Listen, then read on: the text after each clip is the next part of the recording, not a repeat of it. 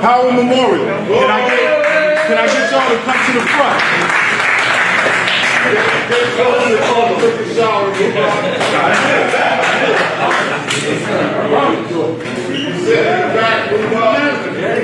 Gentlemen of power, can I have your attention? Let me turn.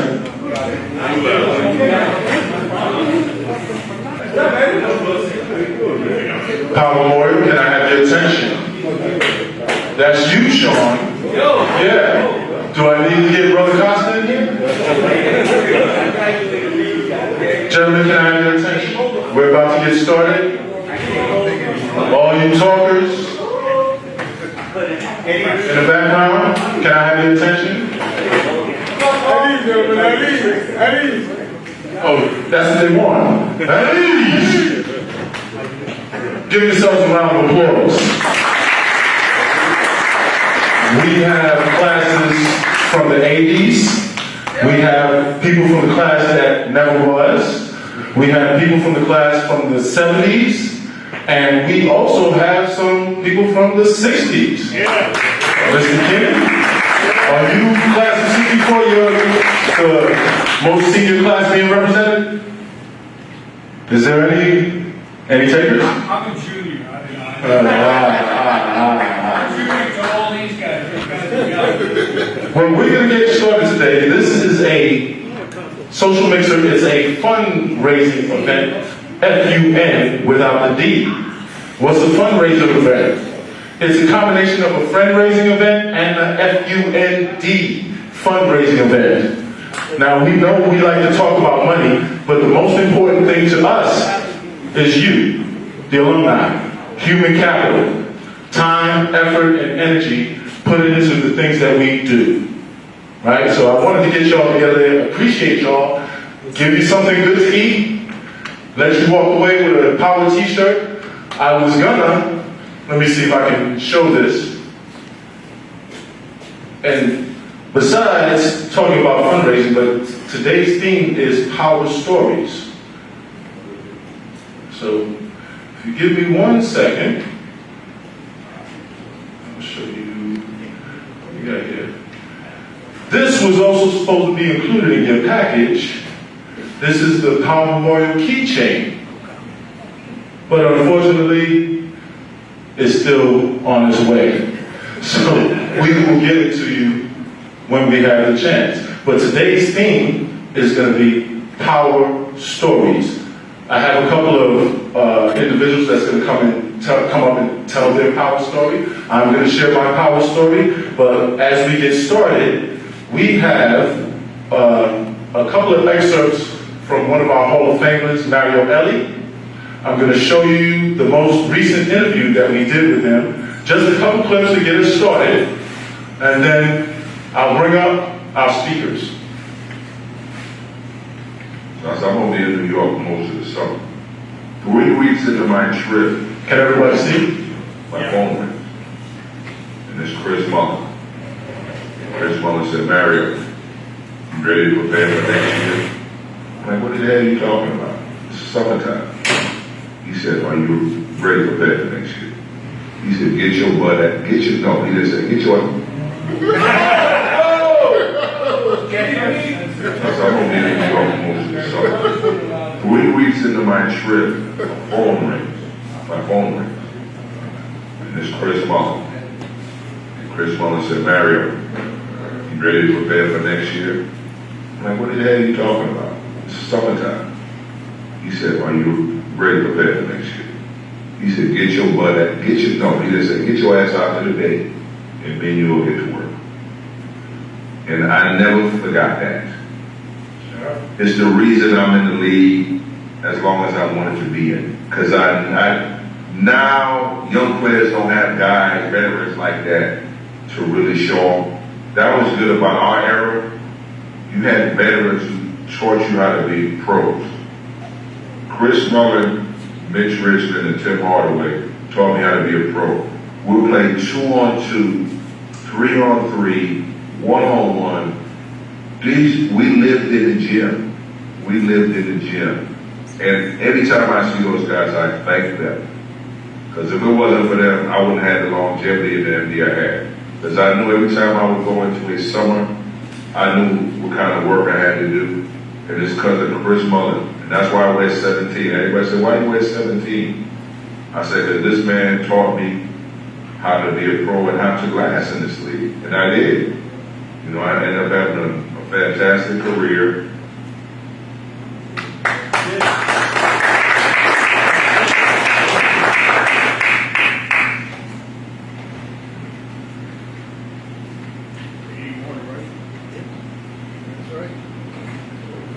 Howard definitely holds a special place in my heart.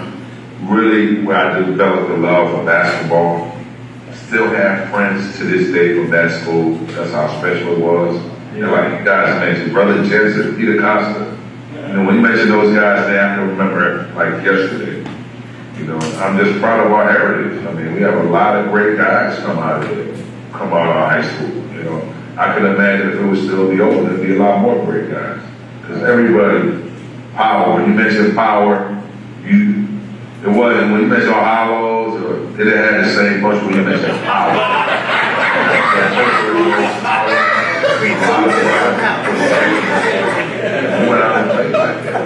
That's what I do remember about that school. There's a lot of pride.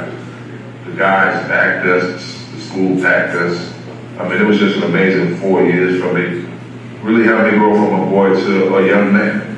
You know, I thank the brothers there, you know, for doing that, instilling discipline in us, you know, as young people. But I want to thank you guys for the interview.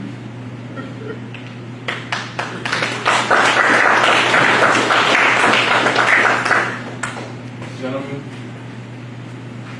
I didn't tell Mario. I called Mario up and told him make sure he put that All Hallows party in there. Right?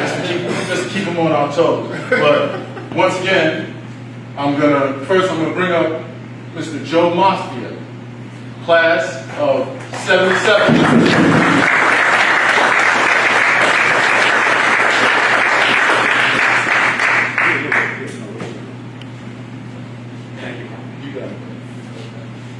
Yes, class of 1977. I only see Bruce Giannotis from my year. 1973 was an important time for me. I had my first girlfriend. She lived a few blocks west on West End Avenue. I was on Manhattan Avenue, if you know that area. And her school was right by Power. And so I would always walk her to school, and her starting time was like a half an hour later. So I was always late to Power Memorial. I lived in detention the first year of my life. At the same time, you know, I am a product of the Upper West Side. I was a graffiti artist, so I was a troublemaker. I was probably destined to do bad things. And I was the king of the #1 train during that time period. And it wasn't until I accidentally found track and field at Power Memorial. I was jumping around and someone said, hey, you could really jump. You should go out for track. And yes, in my junior year, I went out for track, got my track and field scholarship. But why did I go to Power? It was the closest school to my house. It was a 15-minute train ride. And my mother would give me a check to pay the tuition, and I usually lost that check. I swear she would pin it to my jacket arm, or my pocket, so I would not lose the check. But I'm very fortunate. I'm very fortunate that all of my brothers and all of my fellow alumni. I served on the board for a number of years, and it was a great, great experience for me. And I brought my daughters to some of the alumni events, and it really made me think that who I am as a person is really because of Power Memorial. It helped shape me as a person, my ethics or lack of ethics. But the number of the detention hours that I served, it really had a bearing on me. Brother Jensen, threatening to break my little head off, rip my little head off. it was really something for me. And I guess it would be inappropriate to mention this, so I really won't tell everyone here now that I am running for office. And I would love to, I'm running for the 75th Assembly District. If you don't live in my district, I have absentee ballots. That is a joke. I'm very much, that's a joke. No, seriously. Is there anything else I should cover? Oh my God. What the heck? Thank you very much. Joe had a bigger afro than I did. Joe, could you tell us about Powell Memorial Way, how that came about? Was you instrumental? Thank you. Well, I was on the board at the time, and I was one of several people. There was an effort. They had the street secondarily named Powell Memorial Way. I don't know if you've seen it. And so I was on the board. I was the one pushing the community board. They were, at the time, most of the elected officials were not secondarily naming streets. They were suggesting plaques, but it was persistence and follow-up and phone calls, and yet I was instrumental with the rest of my fellow board members in getting it. Thank you, Joe. Once again, an example of time, energy, and effort. Those are resources we can't do without, gentlemen. The next speaker, Mr. Hosea Gavon, from the class of, dare I say, what, 87? I'm dyslexic, 78. What's up, 78 in the house? My power story starts almost every day about 5-something in the morning. I lived in Hollis, Queens. Coming to Powell Memorial, I had to take 2 trains and a bus to get there. So I can relate. Detention was a regular for me as well. I was constantly late. But the story that 2 stories I want to share. I wanted to play basketball at Powell Memorial, and my freshman year, I got cut. And it was a devastating experience for me because I was passionate about the sport. So I worked really hard. And come my sophomore year, I was able to join the crew. And by my senior year, I was one of the few seniors that actually made the team. So one of the things I learned about my experience at Powell was perseverance and hard work will get you where you want to go. So that was one of my first lessons. But the story I want to share, I was not one to cut class. But there was one day I just didn't feel like going to the mass. You know what I mean? Every now and again they would have these masses that we would have after school. I said, I ain't going, I'm going to go home. So I'm on the 1 train, and I wait, Raphael, remember Raphael in our class? Raphael and I were together. I'm sitting on the 1 train, and then as the doors close, I see Brother Binkley coming on the train to pull us out. I said, Brother Binkley. He said he was on the roof with binoculars. He was on the roof with binoculars.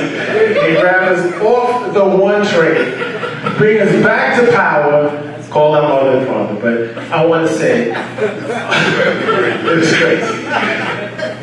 Powell Memorial was a wonderful experience for me. I learned a lot. I grew up in Hollis, Queens, and there's a lot of, over the last several years, there's a lot of discussion about racial conflict.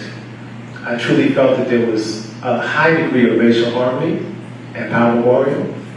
My experience personally, it was hopeful, but it's not, what we experienced was not everywhere, okay? So in many respects, the Power experience, it wasn't all good, because there's some black men that will not come back to these reunions based on their experiences. So when we have these conversations, it's important to respect people's reality. All right, it's really important to respect people's reality. For me, it was a beautiful experience, but not for everybody. Love you guys. Power Warrior all the way, baby. Any questions for Jose Caron? Any questions? How long was that commute? So again, I was in the house. I would take the 3A bus. So that was, I'd say about 90 minutes, between 90 minutes and 2 hours every day. So I was on the team, so I can't tell you how many times I fell asleep on the train. I mean, that's how it was back then. Getting up early in the morning before the break of dawn, getting home late at night, but it's what I wanted. So no regrets. What was your second choice for school? Yeah. It would have been Brooklyn Tech. So if I could go to Powell, I'd go to Brooklyn Tech. Yeah. We got to raise money for all houses. We got to keep this going. Yeah. Give me your best story of the lunchroom with our lunch ladies and them bacon and mayonnaise sandwiches. Come in. Well, yes. As a matter of fact, don't introduce I'd like to introduce our next speaker. Hey, you volunteered, brother. You never served in the military? No, sir. That's why you didn't know. You never volunteered. People looking to step up, you step back. And you in front, brother. So come on up. Front and center. Well, first of all, thank you for those that organized the event. Thank you for taking the time out to put this together. Class of 78, Henry Comas, born and raised in Spanish Harlem. Ralph to Jesus, I don't know if you guys remember Ralph to Jesus who played. Angelo Valley, we had a bunch of, it was a connection between St. Cecilia, which was my grammar school, and Palm Memorial. A lot of us played for that those years. But my story, my interesting story is always the cafeteria. We had these bacon and mayonnaise sandwiches. It's probably the only thing they offered us in the morning. And they were $1 a piece. So I had a gentleman who I particularly cared for. My name is Comas, his name is Charlie Carroll. He sat behind me. And throughout that semester, we were going at it, he was pushing his chair.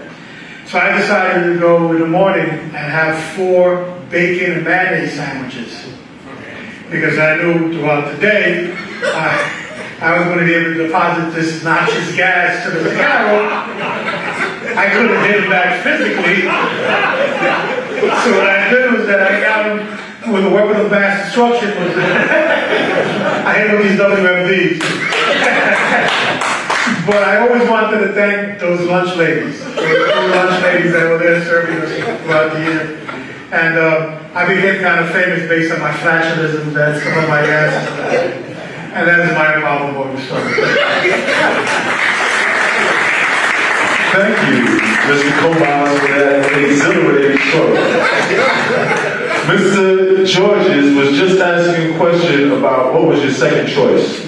And I'm going to speak to that question when I give you my story of how I got to Power. First of all, I went to the same grammar school as, where is he? Right here. Maurice Zuniga. Where are you? Class of 81. Hold on. Somebody's blocking. Who we got? Who's blocking? The big black vehicle? You want somebody to get the keys and you got it. He'll be right out. Where was I, gentlemen? Grammar school. Grammar school with Maurice at St. John Vianney Cure Bars in the Bronx. We were not St. Cecilia's, so we were not one of the feeder schools into Power Memorial. The schools in my area was St. Raymond's and Monsignor Scanlon, and I knew deep in my heart I could never go to St. Raymond's. Never. My best friend at St. John Vianney was Maurice's cousin, a young man named David Herman. Oh, hold on one second.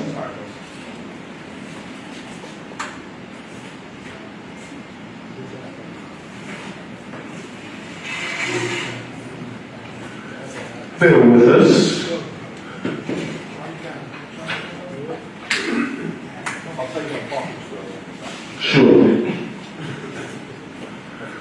All right. Myself and David Byrne, he was my best friend. And we were, you know how you take that test and you're choosing what schools you're going to go to and what you're going to put in. And he just said, I'm going where Maurice went. I'm going to Powell. I never heard of Powell Memorial in my life, but I heard the name Powell, and I said, man, that's where I want to go. It took 2 seconds. 2 seconds, and we started talking. And then I told my parents that I wanted to go to Powell Memorial. My mother did her diligence. Is it a good school academically? That's all they cared. And after that, yes. So I did my next step. I didn't visit Powell Memorial. That was my next step. I figured I'd visit Spelman, which was my second choice. And I said, well, you know, all these schools are alike. So if I visit Spelman, I'll get a good idea of what Powell's like. I went to Spelman. Spelman is like a college campus. They had laboratories, everything was beautiful, pristine. I'm like, oh, so I'm good to go. And they had women. And they had women. And we had women in grammar school too. So I just assumed. Remember Felix Unger? Yeah. What happens when you ask, me? That's what happened to me. Me and my mother, we got ourselves together and we went down to Powell. Came around the block and we saw our beloved building. And I said to myself, this is not Spelman. This is not what I thought. And my mom looked at me and she said, well, this is where you're going. For the next 4 years, I said, I guess so. And we went inside and we looked. We saw the lunch ladies, but we didn't see any other ladies. And my mom made that brilliant, observation. She said, there are no girls here. I'm here. I'm done. Right? So, I mean, these things then come into my mind. So I'm talking to the young volunteers back there, do your due diligence. But sometimes you take a chance and it works out. Now, unfortunately, Dave, who was talking about he's going to Powell, he didn't go to Powell. He went to Stevenson down the block because he couldn't afford it.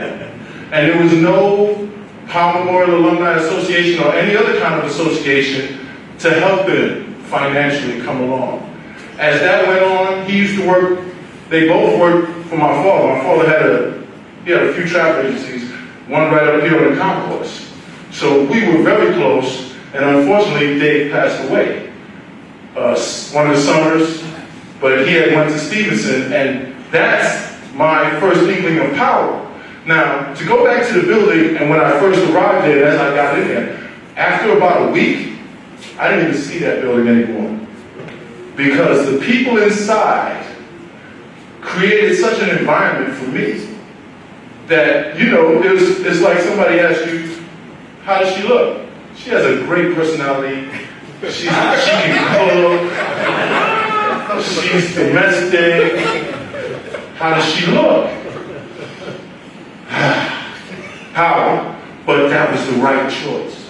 I made the right choice because I liked the name, because I knew somebody who went there, and everything just fell into place. And like Jose was saying, I had a great experience, and I had no problem with lateness, because I was always traveling far to get to where I had to go, so I never had no issues with Brother Costa, right? Because I used to see people in the office talking about D-training, and the list come up, and you got attention. But if you did it too many times, you would get a different kind of approach from Brother Costa. So I didn't have that issue.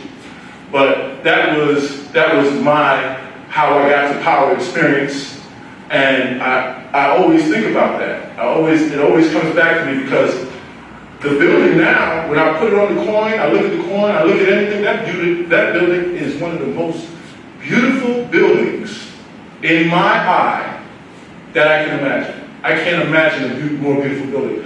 Had I seen it before I made the decisions, I don't know. I might have went to Spelman. That would have been, I don't know if it might have been terrible. All right.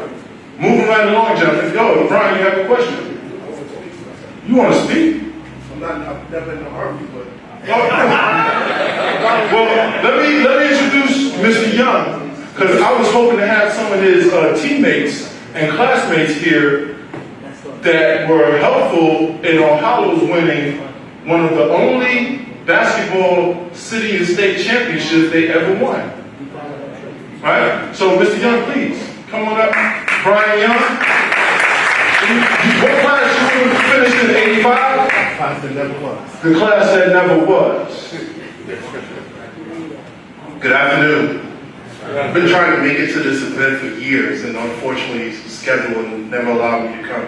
So let me say a couple of things before I get into my story. Number one, the bacon and mayonnaise sandwich is awesome. Number two, I was never late because I wanted to get here for breakfast because I was in love with the toasted corn muffins. So I never had detention. I had to get there on time. All right? Really quick, how I got the power. I came into power as a sophomore. There's a gentleman from my neighborhood who I see him as a Power Memorial legend, Gus Santos. Gus lived in my neighborhood. Gus said, I'm going to get you into power. I'm going to get you into power. I was hooping in the neighborhood, going to get you into power. And he spoke to Mr. Donahue, Coach Donahue, and I came up for a visit. And like Carl said, his Spelman story, when I got there, I was like, whoa. But then I came to a game. This is 83. No, before 83, must have been 81, 82. And I'm looking at the layup line. Everybody's getting up. Everybody's dunking. Carl, Gus, Frank, Jesse. And I'm like, whoa. I was like, this is different. So I came into power my sophomore year, and I played for the next 3 years. I was there, and I think I'm the only one in the room that can relate to this. I was there when the announcement came out that the school was closing. We heard rumblings that morning of it, and then they called us into the gym and they let us know that the school was going to be closing. This was my junior year. It was heartbreaking. There's no other school like it, and we all know that in the room. School closed. I finished my last year at Christ the King in Queens, and unfortunately, he just had to mention that year, my senior year, it was Christ the King versus All Hallows in the city championship, and we lost to All Hallows. They won it that year. But the ironic thing is, 4 of my teammates at Power were starters at All Hallows. With Tony Charles, I was the only one out of the 5 that went to Christ the King. They all came here. Jason Williams. And Jason Williams came with me. He was a year after. So you had to mention that, but it's all good. Still heartbroken about that to this day. When I speak to people now and they ask me where I went to school, I always mention I went to Power, then I went to Christ the King. I never leave Power out, ever, because it's important.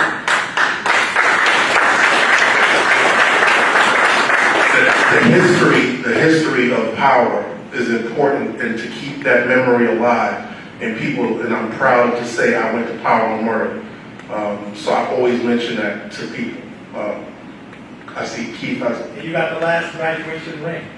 No, well, I didn't graduate, but what I do have, and I mentioned it earlier, I have the last dunk in Power Memorial history.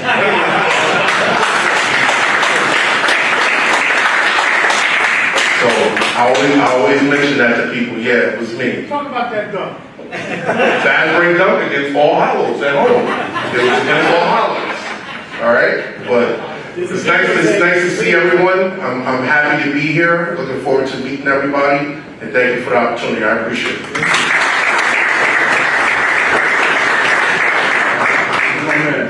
Come on. Can I say a few? No, you can't say nothing. Tell them about what you really would like. Come on.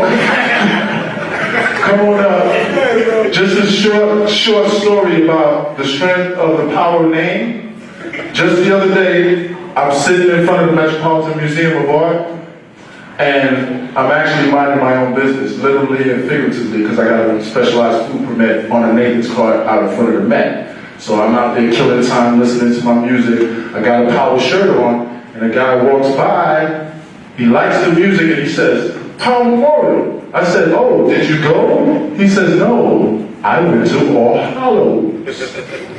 So I jump off, and I start to interact with him. We have a social mixer. You know, we're brothers, and his wife is there. We're talking. It turns out he's class of 65. His name is Dr. Brian Delaney up in New Rochelle. As we're talking and we're going back and forth, the gentleman comes over. He says, I like your selection of music. By the way, I went to Power. What? You're kidding. I think his name was Peter Hogan, class of 67.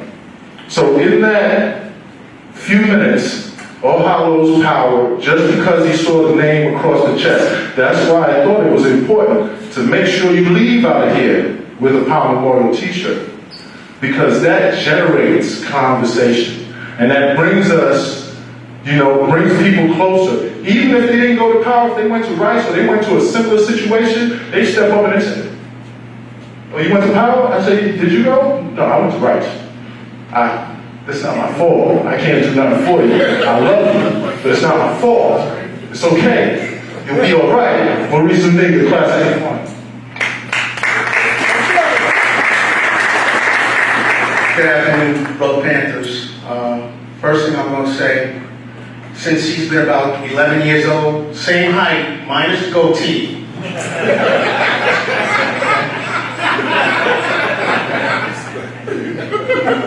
I think the goatee came in around 14, 15. A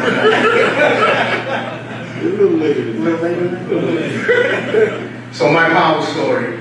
As a kid, growing up in the Castle Hill area of the Bronx, the block I lived on, there was a guy there named Jerry.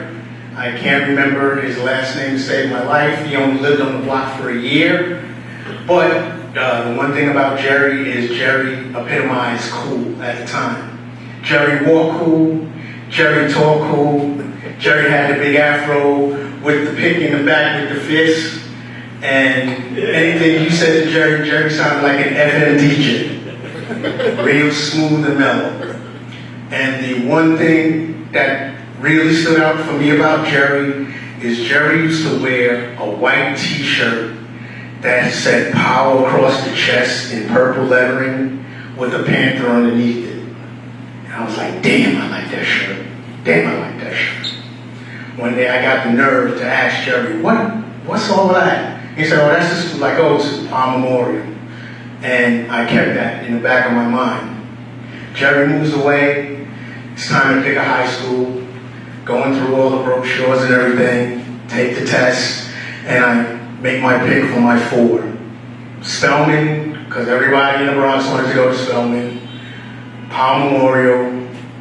Xavier, because they had a real good ROTC program. And Rice, because Rice was a fail-safe for everybody. Rice was a fail-safe. Letters started coming back after the test. Spelman said, better luck next time. Power Memorial accepted me. Xavier accepted me. Rice accepted me.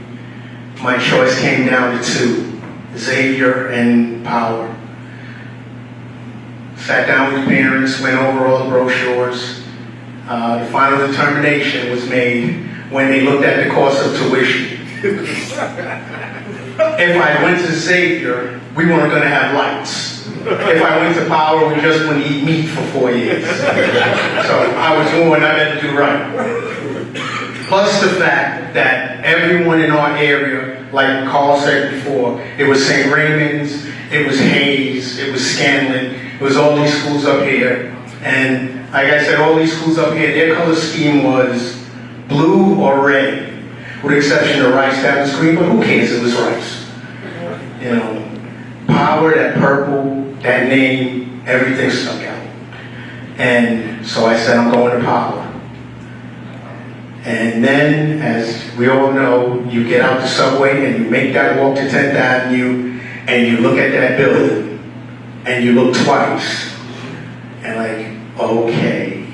And then as a freshman, they're telling you, you got to get up to the 7th and 6th floor before that bell rings. For me, I had to be up there before Brother Otto came in and said, good morning, gentlemen. Because if you came sliding after that, you had to go see Brother Costa. Or my freshman year, Brother Corley was the Dean of Discipline.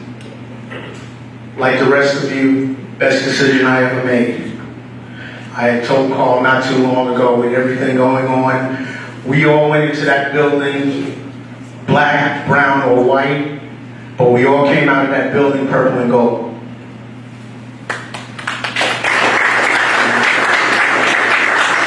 The physical building is gone, but the legacy is alive and well. And why do I say that? Because it's going on 40 years since those doors closed. And I have a room full of brothers here today.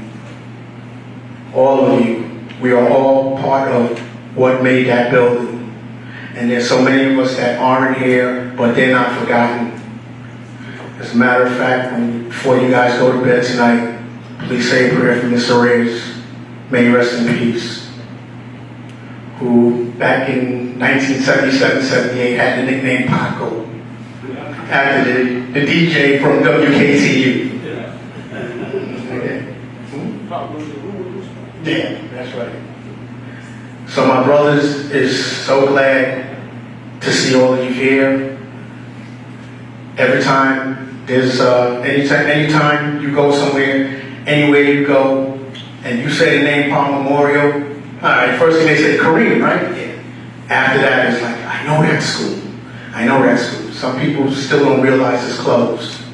And why? Because the legacy is still here. The friendships are still here. Charlie, I know you, what, 40 years? Eddie? Yeah, there you go. There you go. And this guy, I'm not going to talk about how long I know him. Keep the spirit going, gentlemen. Keep the spirit going. Keep power alive. Thank you, bro. I know my father used to get on him. Young man, you have to organize yourself. You're sitting over there to debating and turning like a second father. You ain't doing that in my office.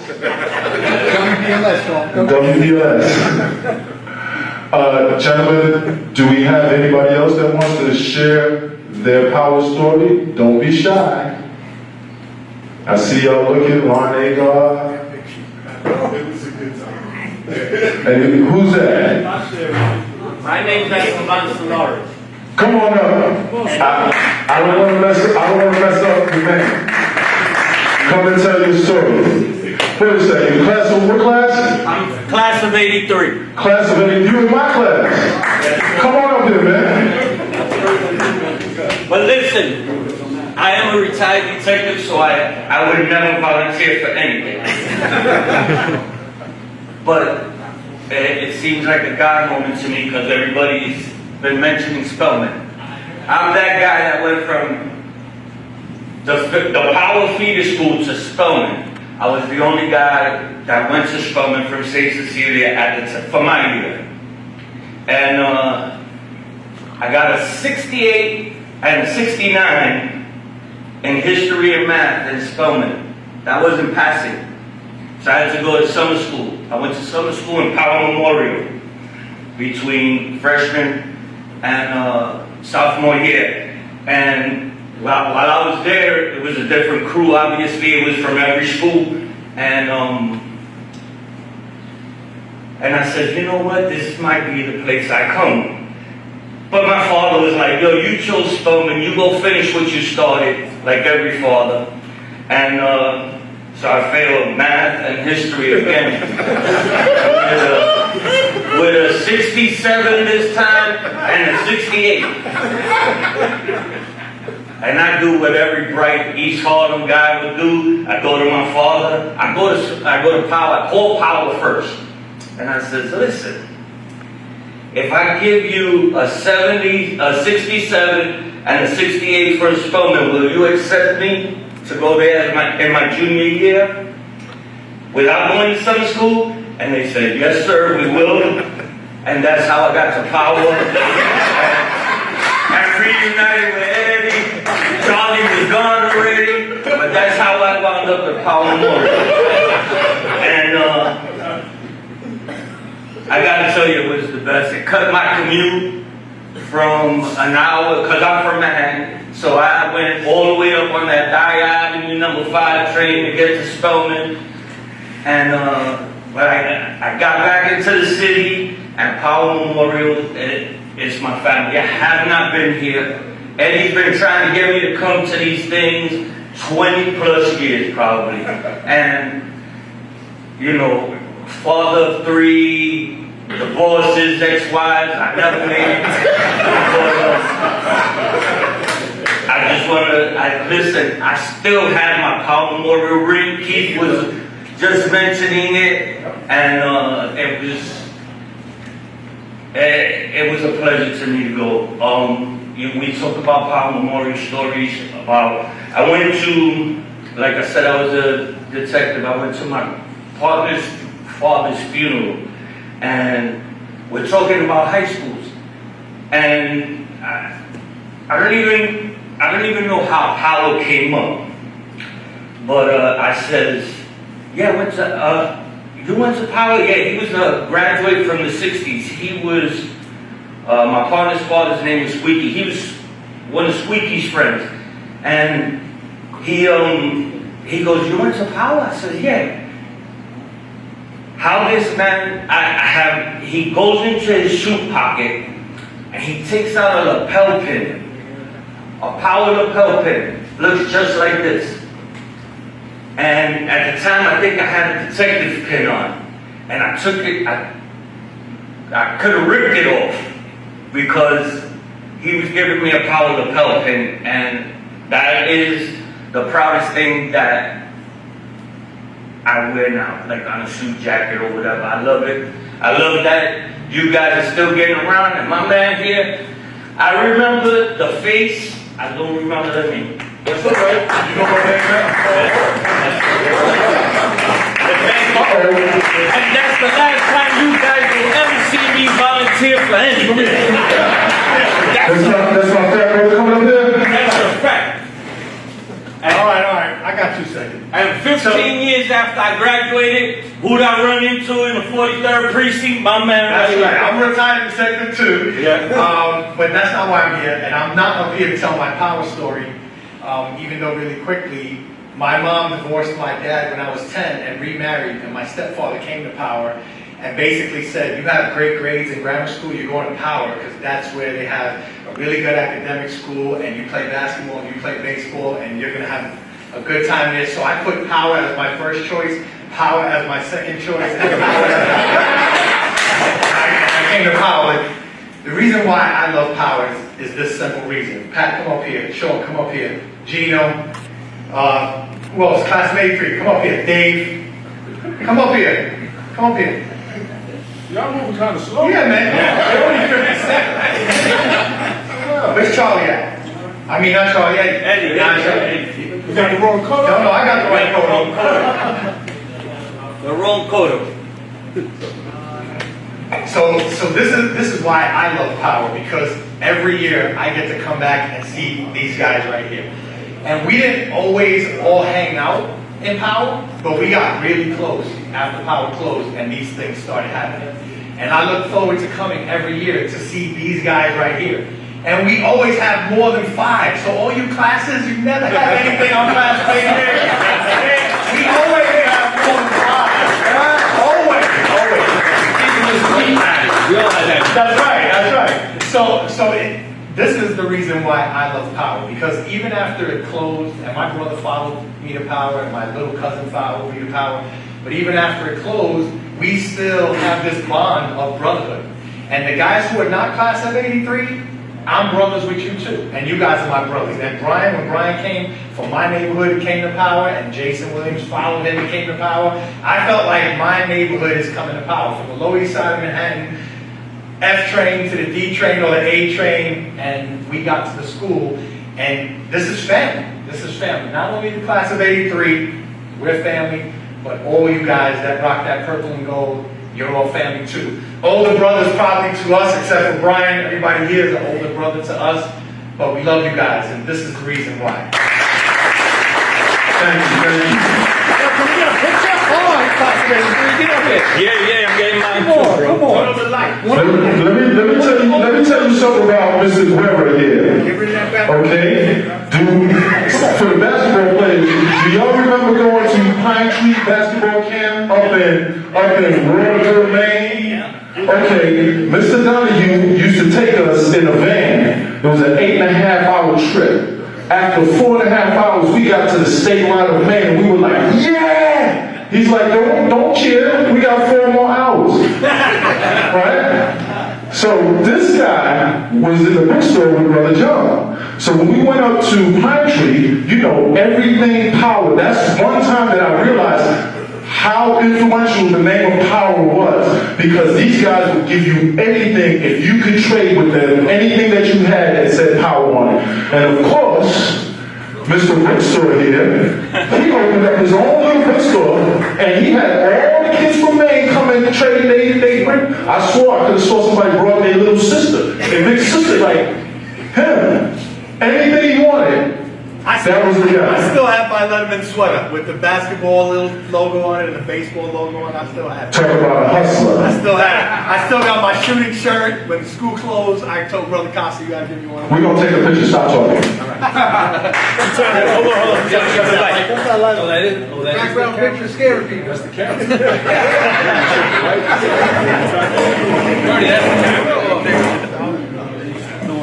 And next, 78, 77, y'all get together, y'all coming up here to take a class picture too. Y'all got the picture? Got it? Where's 82? Hey, Mr. Toronto, you have to come and join us, unless you want to stand by yourself. Come and join us. We'll get all the 80 guys. That's the 83 first. Hold on. Oh, right there. You gotta take it. okay, my bad. Hold on 1 second. When you guys gotta get it. Well, I'm getting it.